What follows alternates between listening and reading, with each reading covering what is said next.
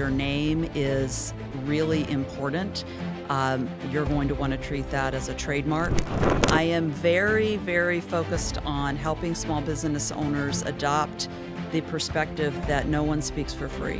When we're starting out, we're not only trying to build the business, we're also trying to build confidence. But we all also have to be managers of people and, dealers with finance. What is one thing that they come to you often about what's already gone wrong?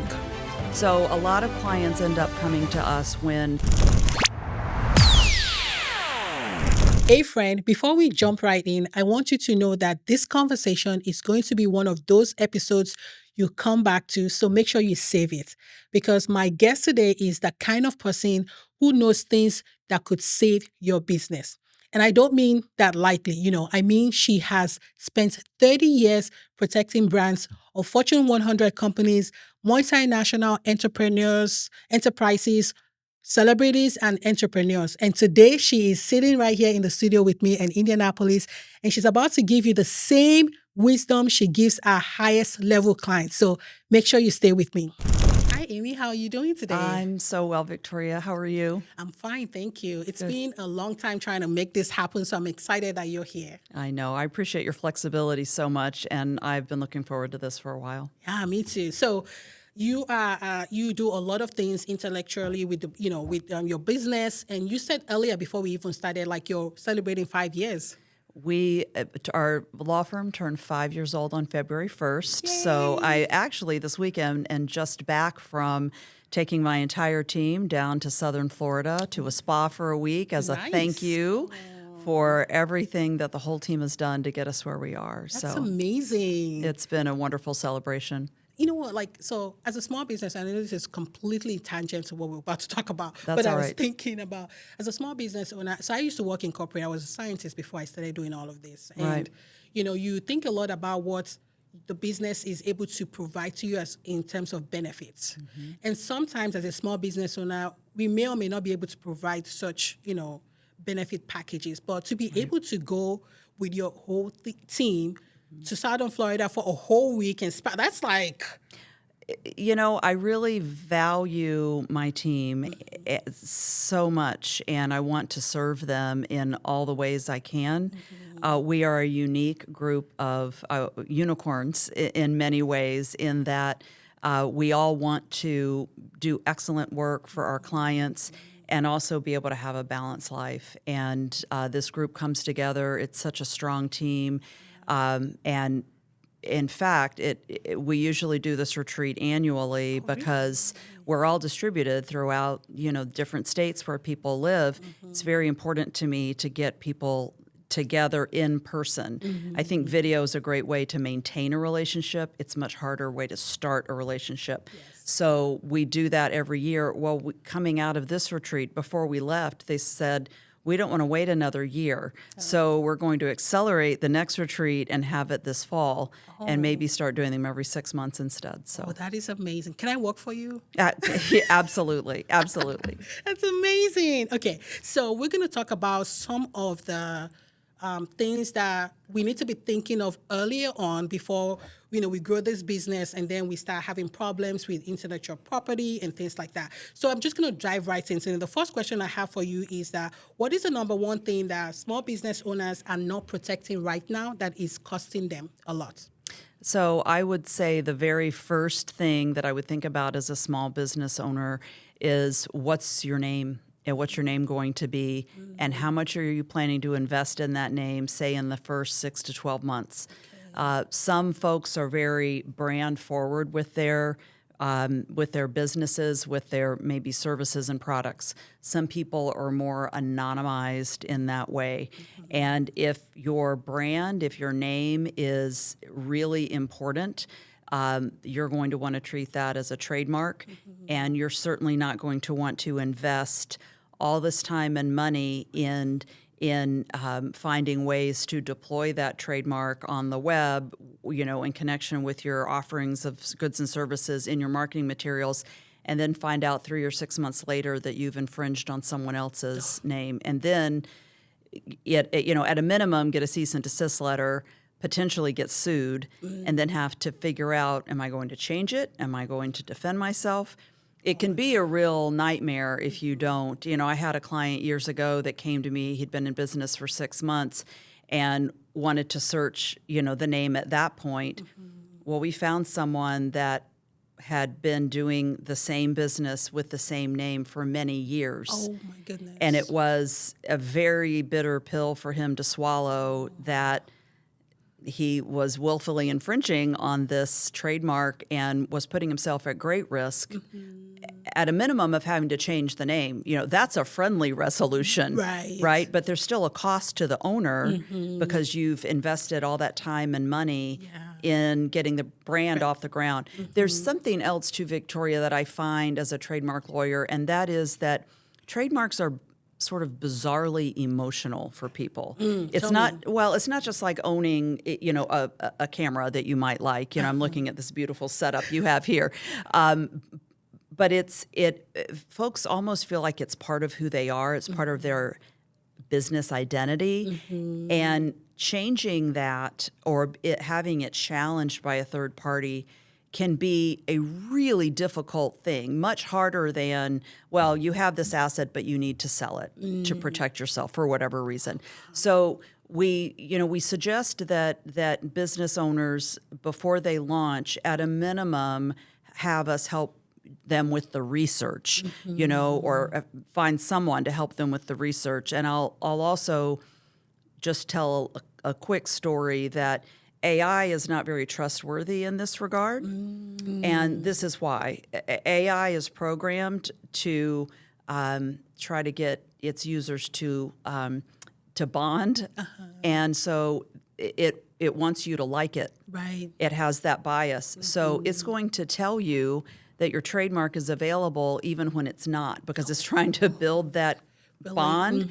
And I can't tell you the numerous times that, you know, I've been a part of or reviewed searches done by AI that are just flat wrong. Oh my goodness. So I just caution people in terms of those uses. The other thing is your inputs, you know, your questions to your AI platform can be subpoenaed and discovered later in litigation. Oh, wow. So someone challenging you could come along and say, well, you knew about me because you searched this and you've created that evidence against yourself, handed over.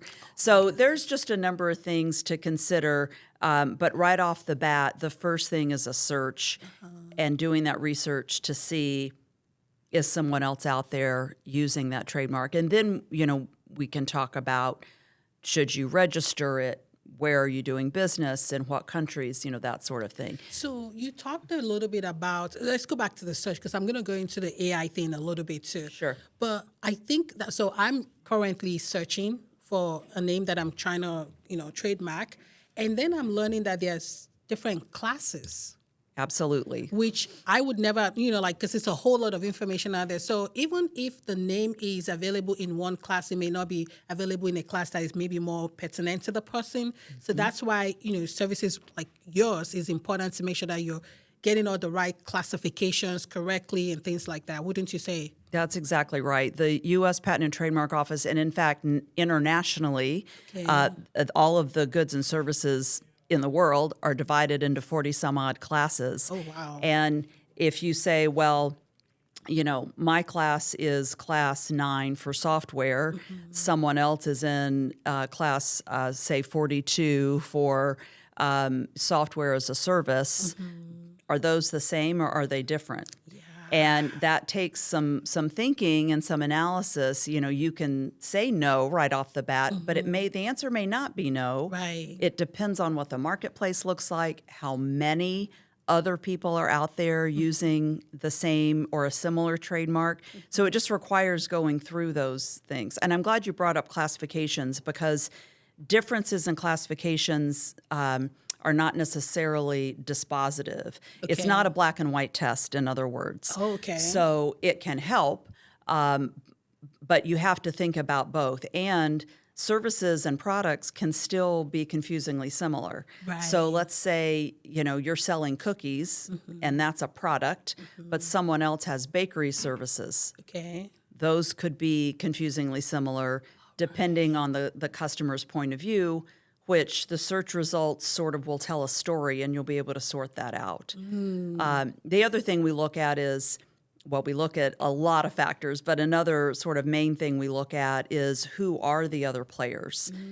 If they're giant firms versus a small Which business. is one of the things that I found in my own case too. I was like, ooh. Right. Do you really want to get even close to that? So there's a lot of different factors. Like I said, it sort of tells us a story, and then we're Right. able to provide advice on that. Now, there's also something called a supplemental application. The supplemental register versus the principal register. You've really done your homework I because have. these are like sophisticated questions. So, Okay.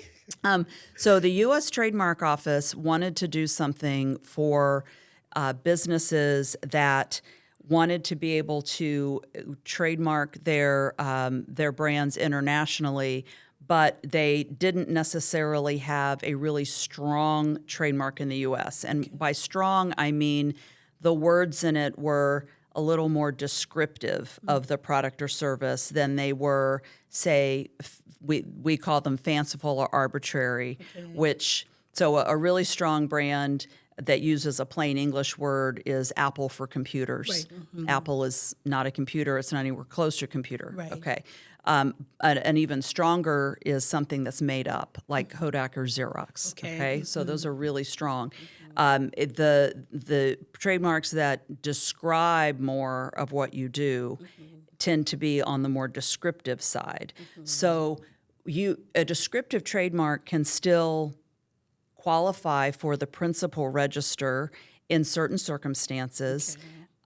But even with descriptive trademarks, companies wanted to be able to go outside of the U.S. And one of the ways to do that is to have a trademark application in the United States to then use that as a sort of a jumping off point for your international.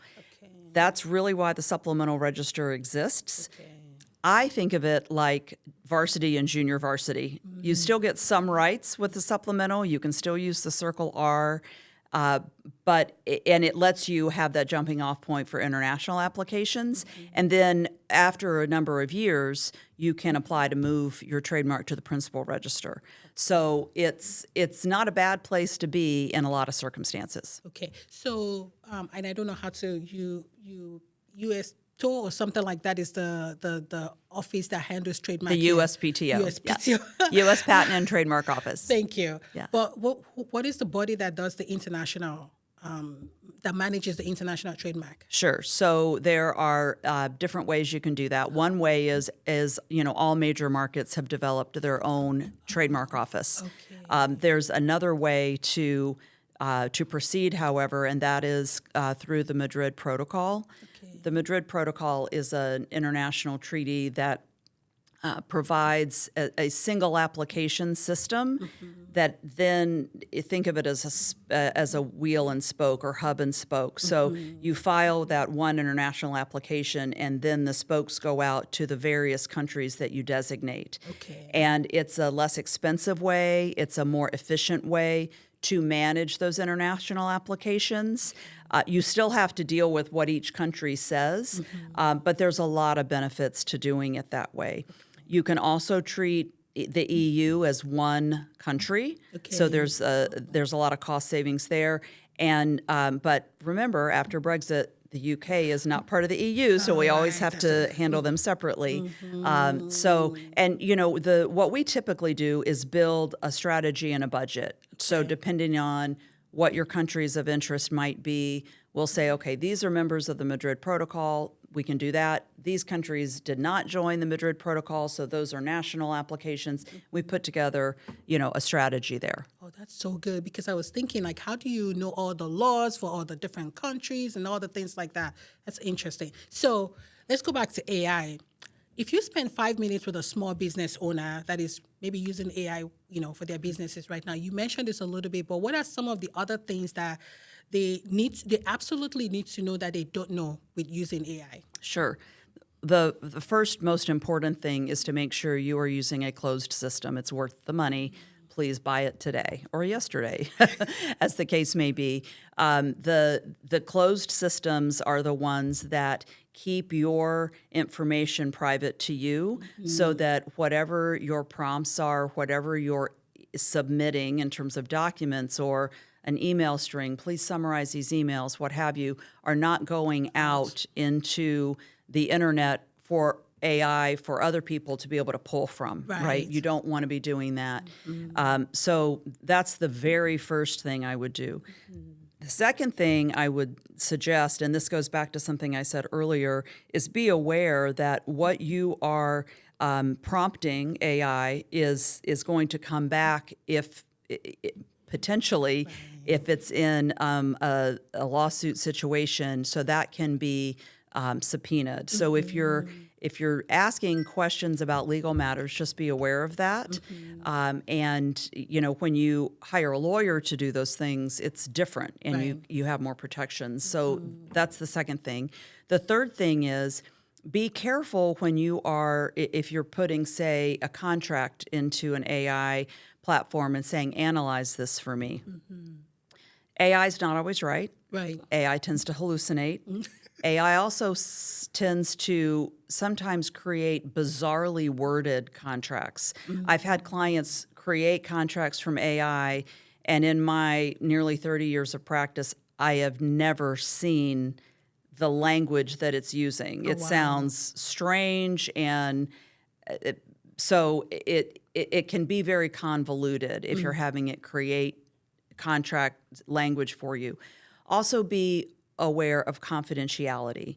If the documents that you are putting into your AI system have a confidentiality clause, and you can't guarantee that it's kept confidential in your system, you may be violating a confidentiality clause. So there's also one more point, and that is that AI is being taken to task by not just the court system, but some states are considering legislation that AI can be found to and the companies behind it to be engaged in the unauthorized practice of law. So there's a pending legislation in New York on that right now. And I imagine it's not the only state that's going to get on that train. And then there's also a lawsuit pending against one of the AI platforms because an individual woman who had settled a personal injury case went to AI and said, should I have settled that or not? Was it a bad settlement? And of course, AI is programmed to want you to like it. And so it said, no, you should have gotten more money. And then it coached her to file dozens of documents with the court that were superfluous, frivolous. Oh my goodness. But the insurance company had to respond to every single one. Oh my goodness. Because that's how the court system works. You can't just let things go unanswered. So the insurance company is now suing that AI platform for making it go through those machinations. Yes. So there are a number of pitfalls that you want to be aware of. Wow. So the closed system, I don't think a lot of people are thinking about that. Because, whatever you put on the internet is there forever. And whether we like it or not, AI is also internet, right? So 100%. Right. And so there's been a debate in the creative community about how AI can now generate a lot of, creatives, photos and videos. And we know that all of this generation is coming from somewhere, which is a lot of the work that is being out there. So the question is, and I don't know if you have an answer for this yet, but who really owns this data? So that's a great question, and we have been handling that for clients that are registering their content with the U.S. Copyright Office, and nobody owns the copyright in that content. It's not copyrightable because it was not created by a human, and so it's something that when you file your copyright application, you have to disclose what was created by AI, and you're essentially carving out your claim of exclusive rights to that content. And the Copyright Office is being very strict in its review. In fact, we have filed applications that were 100% for content created by a human being, Okay. 100%. And the Copyright Office came back and said, this looks like it was made by AI. Oh, wow. And we've had to go back and say, it really wasn't. So they are scrutinizing this content in a lot of detail. Okay, so I used to be a photographer. That was what I did 100%. Okay. And I took photos of a ton of clients. Are you saying that I have to copyright every single art, creative that I created for each client in order to be protected in this area? Or like, is there like an umbrella, protection? So copyright law works this way. The minute you take a photograph, the photographs you took of me before this episode, you own the copyright in it today as soon as you created it, Right. If I want to own the copyright, I have to ask you for a written assignment Right. if I want to own the whole thing. Right. You're aware of all of that. If you find that, let's say you retain the copyright and somehow it gets out on the web and somebody steals it, to sue them, you have to have a copyright registration that you get through the Copyright Office. You could send a cease and desist letter based on what are called your common law rights, which are the rights that were created today, but you wouldn't be able to necessarily get those money damages through court. This is one case in intellectual property law where there is a bright line, Okay. and that is you have to have a certificate of registration to file that lawsuit in federal court. So you want to do that, and you also want to do it within 3 months of creating that work. Oh, wow. Because there is a particular section in the copyright statute that allows you to get money damages without having to prove that you actually had financial losses based on the infringement. Okay. So now we're really getting in the weeds, but the point is to file copyright applications early and often. You ask about an umbrella protection. You can file collections Okay. of photographs. So, and the pros and cons of that probably go beyond the scope of your question, but that is one way to save some money. Oh, okay. Because I was thinking, I'm constantly taking new photos. We're creating content right now. Like, what would that look like if I need to keep, making sure that my content is not being infringed on, like, continuously? That's where my question was really coming from. So some clients will file a group of different, items, say photographs or what have you, quarterly or annually I or see. whatever. The analysis comes into, what the pros and cons are depending on how big those collections are and whether your enforcement will be as strong as you want it to be. Okay. And that kind of requires a little bit of a deeper dive. Okay. But getting it, whatever the decisions are around the strategy, getting it in a process that is repeatable, that you can calendar and then do it, make sure is happening again and again. And the same thing with written content like periodicals or anything like that. It all makes sense to make it a part of a process. Okay. That makes a lot of sense now. Okay. So there are a lot of small business owners that watch this channel and listen to. And so I have a question about that would help them specifically. What is one thing that they come to you often about what's already gone wrong? Like by the time they come to you. So, and the goal of this question is to help them avoid Sure. things before it goes wrong. So can you give us some examples of things, and if you have any stories to help tell that? Sure. So a lot of clients end up coming to us when a business deal that they have been in has gone south and they didn't have a written contract. Or what they had, they had a couple of emails that said, this is what's going to happen. Wait a minute. I thought that, if it doesn't have a signature, it doesn't count. Not necessarily. Oh, okay. You can have contracts that are only oral. You and I could just have an oral I agreement. feel like I've watched a lot of Judge Judy's. Right. Okay. So I'll be Judge Amy. No, just kidding. But I need the big lacy collar, right? So you can have an oral agreement, but as you can imagine, the terms are very difficult to prove. He Yes. said, she said, they said, what have you. So, it's a best practice to have for whatever you're offering, whether you're selling products and you need to disclaim the warranties and make sure people aren't coming after you for whatever might be beyond the scope of what you're selling, or if you're providing services and you need, different rights or different protections. I have a number of clients that provide services inside luxury homes, for example, that might be, design services, or you might come in and do build outs of certain rooms, or you're providing personal assistant services. When you're inside a home, there's a number of permissions and liability concerns, and you need, to kind of work through that. Or clients I have in the publishing field, there's a lot of detail that goes into that. And that also translates back to AI. If you're an author or a business owner and you want one of these publishing companies that are saying, basically, we'll write your book for you, we'll ghostwrite for you.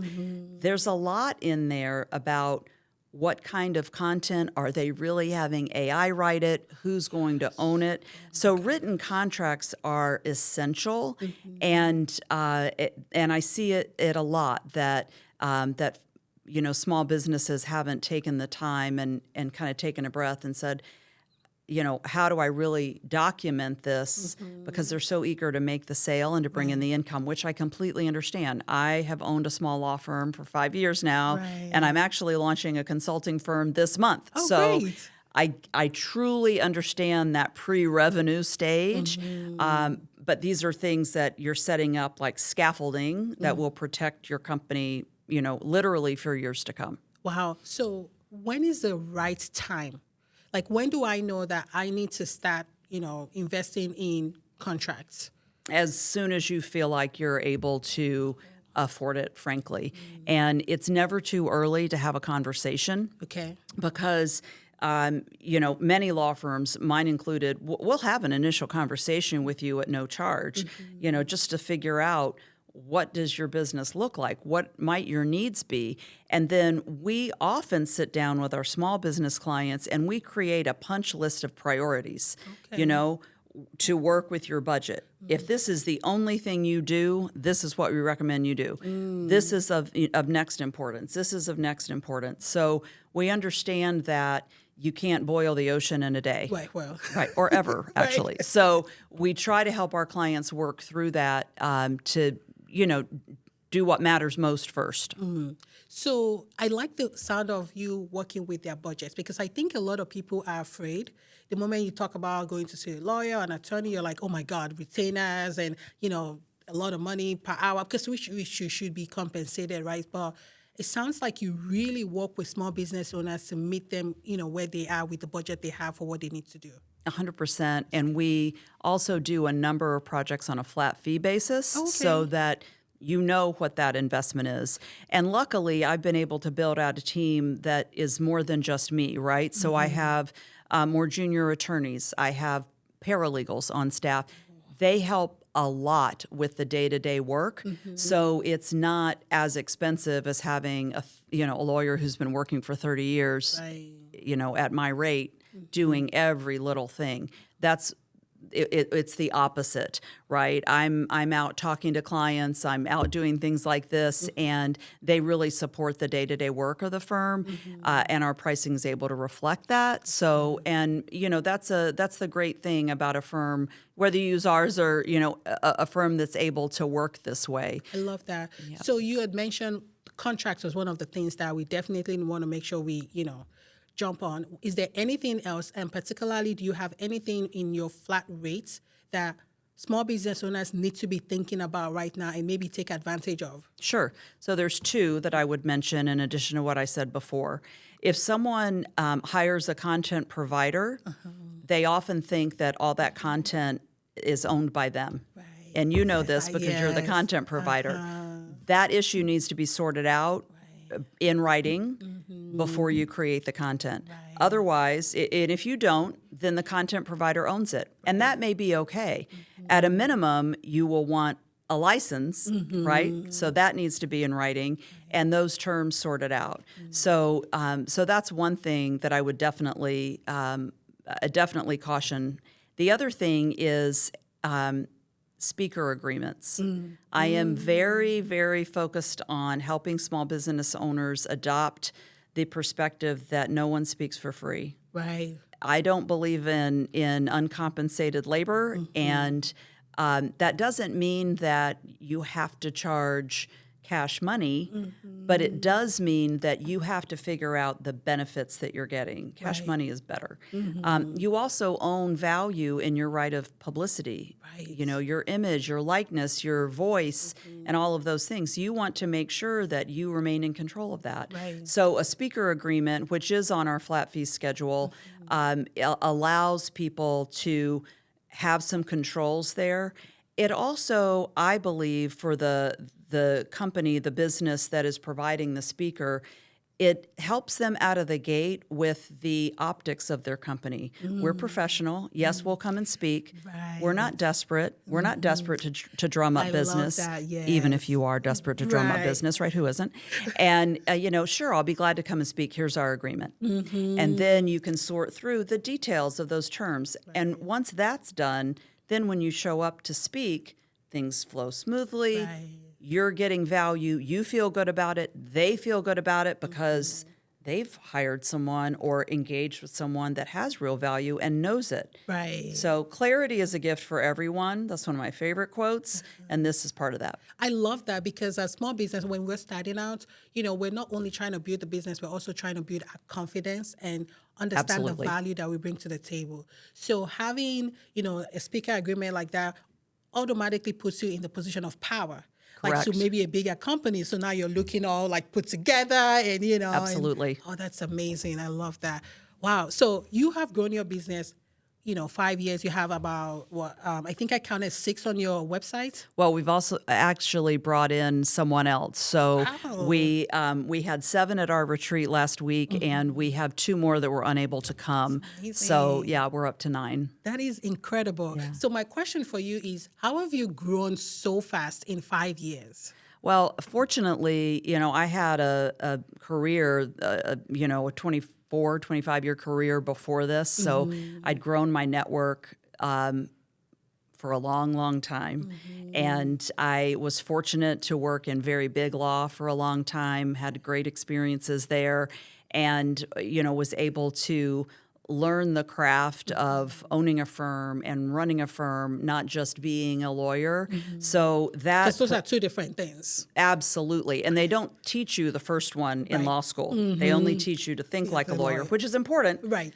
But we all also have to be managers of people. Yes. And, dealers with finance Right. And marketer. and marketing, client Yes. development, and all of Right. that. So I was really fortunate to launch this off a platform of deep, deep, deep experience. I also know, as a small business owner myself, what my clients are going through. And so I'm able to connect with them. And so, word of mouth has been how we've grown. And, that's really been it. Referrals and things like that, which have been fantastic. And I'm immensely grateful for. And I also like connecting with people. So, and I've been fortunate to have great connections with potential folks that want to, join the team. Last year, I actually bought another law firm and merged it into mine, and so we have some staff from that acquisition.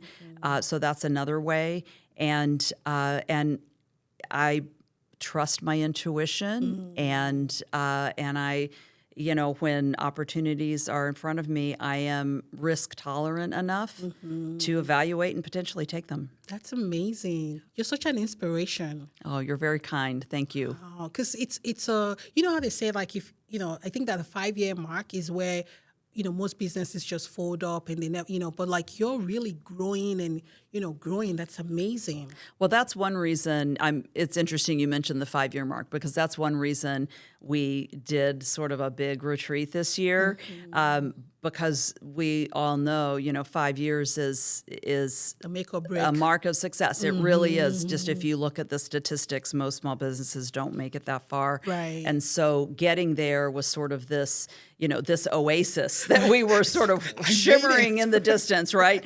And looking to get to. And so thank you. We're tremendous. All of us, the whole team, we're just tremendously grateful. And now your team is all over the country, right? We do. We have a few people here in Indiana, but then we also have folks in Kansas and Oklahoma and Florida, and when we bring others on the team and whatnot, it kind of grows and moves and whatnot. Okay. And we've got great relationships too with co-counsel we use when we have clients that are in other geographies. That's amazing. So, what made you start this?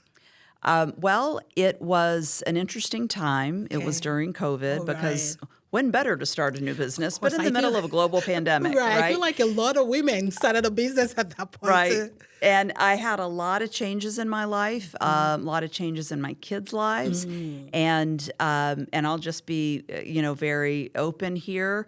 One of my children was diagnosed with a chronic illness that requires a lot of management, and I thought, Sorry to hear that. now is the time for me to be able to have even more control over my schedule, Right. and the ability to be, both, be a successful lawyer and to dive in more as a mom. Right.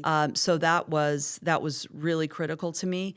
I also turned 50, Oh. and there was something at that year about what's next, and so I did a lot of sort of career and personality reassessments. I'd done lots of them over the years, but I did more at this stage in my life, and it was abundantly clear. They said you need to be an intellectual property lawyer and own your own firm, and I thought, okay, well, interesting, because that's what I'm doing.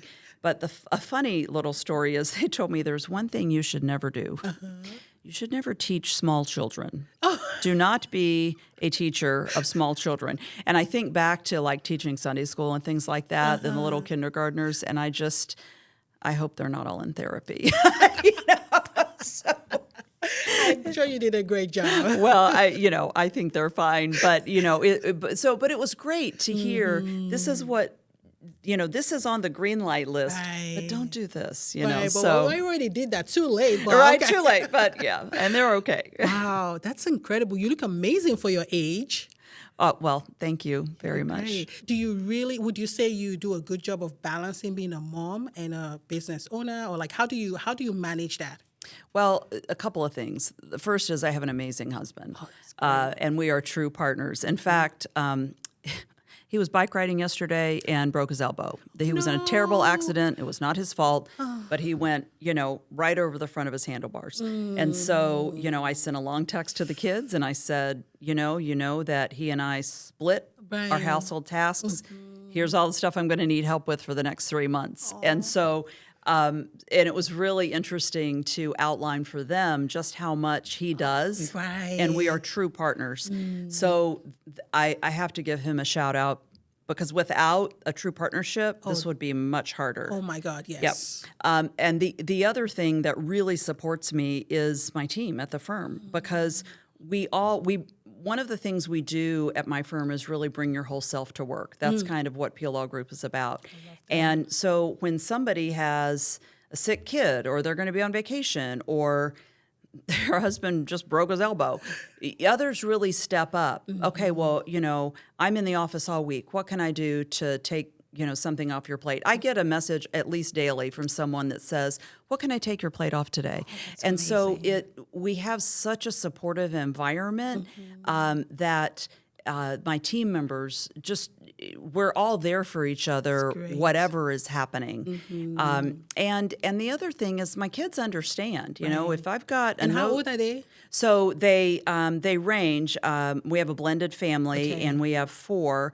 And right now they range from 17 to 22. Oh, okay. So, and there's sort of stair steps in the middle of all that. So we always have somebody graduating or starting college or going to prom. Every year. It's all that, Right. and it's and they're wonderful humans. That's so amazing. Very lucky. Because I was also thinking as you're speaking, I was like, wow, how do you, I mean, because you're still very involved in law, right? 100%. Yeah. And but you're still managing your business, right? And then being a mom, but there's no way you could do that without that partnership and support within your work and with your partner too. So it definitely makes it a lot easier. I also outsource everything. Oh, So whatever he doesn't do and whatever I don't do, the kids chip in, or it is systematically outsourced. Okay. Whether it's cleaning or laundry or grocery shopping or whatever it is, lawn care, I outsource a lot. And that is one thing too, just talking about not really legal advice, but business advice. A long time ago, when, $1 million a year felt like more than it feels like now, right? They did a survey of female business owners that made it to $1 million within the first couple of years, whatever the benchmark was, and they wanted to see what was the same, what was the common denominator. Did they all go to the same business school? Were they all in the same industry or same city, or what was it? And none of that was the common denominator. It was that they all outsourced their grocery shopping. So they learned the value of their time. And if whatever the task was didn't line up with that and the opportunity cost was too much, they outsourced it. So I've taken that to, I don't want to say the extreme, but I really know the value of my time, and I encourage other people to as well. In this gig economy, you can get help with everything. Absolutely. So I grew up in a culture where it's normal to have a maid. It's normal to have a driver, all of the things. And so when I came to the United States, and it's like you got to pay like $1 billion. Right. I was like, oh my God, how do you know? But I'm glad to hear that, because a lot of women, I mean, for me, it's normal to outsource a lot of these things, but it's still a thing that I guess women need to kind of switch in their minds to say, like, it's okay, because you're also providing employment and opportunities for those people as well. Absolutely. And they want the business. Right. So there's actually a local business that has pulled together lots of local providers. It's called Insomnia Mom. Oh, yeah. Yeah, Yes, you're yes, familiar? familiar. Yeah. So, and I'm very good friends with the owner, and I use a lot of the different services that she provides, and it's all built around this idea that, years ago, even in the U.S., when we lived in community, we did this naturally. We may not pay people in cash money to watch my kid, but when we're living in larger family units and community units, it happened naturally. You might do laundry together. Somebody's going to watch all the kids, and somebody's going to do something else. And as we built interstates and we came very mobile, and so we've moved into a time of great individuation. Right. And this is a way of bringing that community back. Right. And the last thing I'll mention is it's way more affordable than you think it is. And if you are willing to invest in yourself now by owning your time, your revenue will move at a pace that will demonstrate for you the wisdom of not doing those high importance, low interest tasks to you as a business owner, but they're very high interest tasks for the person whose business it is to do them. That's right. Yeah. I think that's something that I'm learning too, being able to put a value on my time and then be able to let it go. I don't have to be the one photographing. I don't have to, because there's so much more that I could be doing that will bring much more value to the business.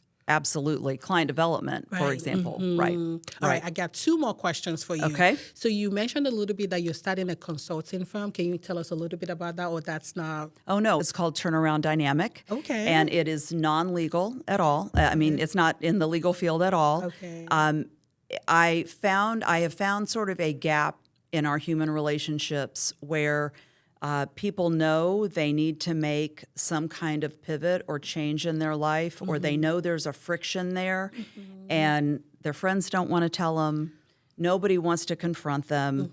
And and also in the Midwest, there's this sort of reserved communication style. You might be able to tell I'm not very reserved. I believe we need truth tellers in our lives. Right. And I'm not a therapist. I'm not a priest. I'm not a psychiatrist. I'm not a coach. This is not coaching. Coaching, okay. There's lots of great coaches out there.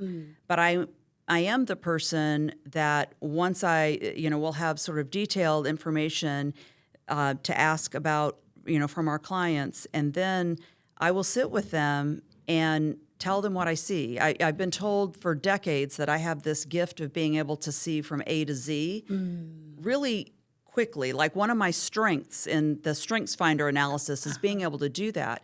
And so it will often be a hard conversation, Right. but I will be able to look at you and say, your business isn't working, and what you might need to do is this, or your marriage is really in trouble, and this is the kind of thing that everybody in the room can see except you. Right. So maybe you do this. Maybe you go to counseling. Maybe you go, whatever. But it could be business. It could be personal. But I will be the person that will help them, see the truth. Right. And then the next step is I've got a wonderful collection of providers that I trust and can make a referral to them. Again, it's not ongoing coaching. Remember, I'm not supposed to teach small children. So I took that as maybe I am not the coach either. But there's a lot of great coaches that can take it from there. Right. And so that's what we'll be doing. I was told when I did another analysis with another local company, and it's called the Calling Quilt. Dave Rodriguez does it, and he's amazing. That he looks at your whole life and kind of what the kernel is from it. And he said, Amy, you are the master of the turnaround. Oh, I love that. And so I took that to heart, and a couple years later, we're launching this business. That's amazing. Yeah, we can put his URL in the call notes as well. Oh, absolutely. Yes. Yeah. So last question. Yep. So in this world of AI, as a marketer, we talk about how you want to be referenced by AI because it helps build trust, right? If someone was Googling online or searching online and you come up, that builds trust immediately. But we've also learned now that we got to be careful about some of the things we put online, to make sure that in AI, because it could get us in trouble one way or the other if it's not a closed system. So maybe this is a two-part question. Okay. So how do you suggest we mitigate putting information out there so AI can find us, but also not putting information that would hurt us? Sure. And I think the answer is pretty simple. If you wouldn't want it to appear on the front page of the New York Times, don't put it out there. That to me is the bottom line question. If it's okay for everyone to quote you, if it's okay for you to associate your name with this, if it's okay to use the AI resources in whatever way you are using them. There's a lot of people out there that are thinking through the environmental impact and things like that. So if it's worth that trade-off, go for it. If it's not something that you would want to have to address publicly from a reporter or in a dispute, don't. But otherwise, go for it, because the more content that's out there, the better. Right. This is another story, we recently had one of our lawyers do a consult with someone that had reached out to us, and she said, how did you find us anyway? And he said, well, you were the top firm that came up in ChatGPT, and we were just thrilled to hear that. Right. I can't tell you I think all the it's your magic, blog, but because I was on your website looking at some of the work that you're doing, so it could be that. Who knows? It was fun to hear, but right. so that's what I would do there. That's amazing. Okay, so then how do small business owners stay visible and also be trusted in the AI world? So I'm thinking 5 years from now, what are some of the things that they could be doing, to be able to leverage AI? So I would continue to build your content reservoir, so to speak, or library, right? Keep adding to your blogs, add to your video content, add to what AI is going to generate from. Be judicious in how you're using it. I was talking to actually one of the kids last night who is in early 20s, so part of that generation. And she said, these businesses that are out there using AI for for the tasks that use a lot of the water can come across as tone deaf to us. Right? To us and older generations, it may not seem that way, but she said, there's a real sensitivity to that. So being mindful of that. If there's a way that you're able to make contributions, you know how a couple decades ago we started doing things to offset our carbon footprint and getting opportunities for that. Find a way to offset your AI footprint. The sooner people, I think, get on that bandwagon, and that's developing, right? I'm not sure there's an easy answer yet, but I think the more trustworthy companies will be. Yeah, and that's what we help with our clients too. We help them put relevant content, out there so that AI can cite them. Right. Put out as much original content as you can. Right. And I think that's what is going to differentiate us in the future. There will be AI content everywhere. Absolutely. But the more authentic, the more human you are, the more real and vulnerable you are, that's where the value is going to come. Yes. Create art. Right. Create. Because I don't care how good AI gets, it can't create art or content the way you can. Right. There's something about that human element that is just always going to be so valuable, so important to have. And thank goodness for that. Yes, Yeah. yes. Yeah. Okay. So I don't get a lot of gifts when I do this, but you brought something here, and I'm very, the candle is one of the things that I'm excited about.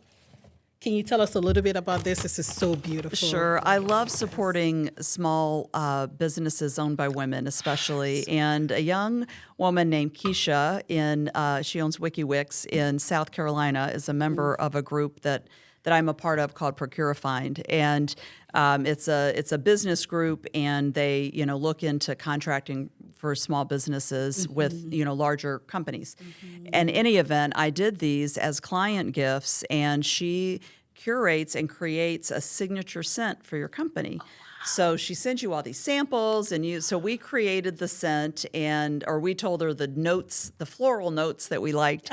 She created it and made all of these for us and sent them to our clients. And she said, well, now you have to name it. And so one of our lawyers, Ashley, said, well, of course, the scent name is Smells Like Success. Ooh, So we love to put these out, at events that we go to and things like that. So good. So hope we're you gonna enjoy. Yeah, absolutely. It smells like success. I planning to be successful. So You're thank you for already sharing. successful, Victoria, and I will you. send the link for her site Yes, I for the wanna show make notes sure. as well. Yes, Yep. absolutely. So now for people that are, you've given us a lot of value today.